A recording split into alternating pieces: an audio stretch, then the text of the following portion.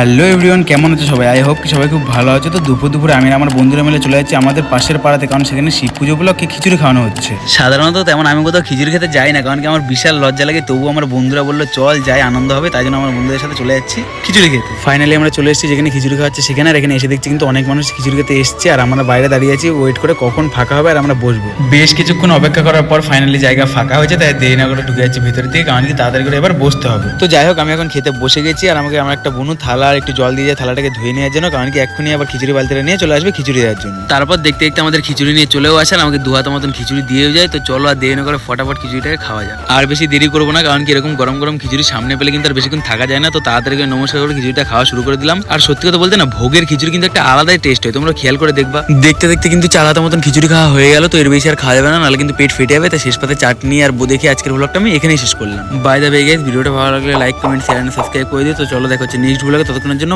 By.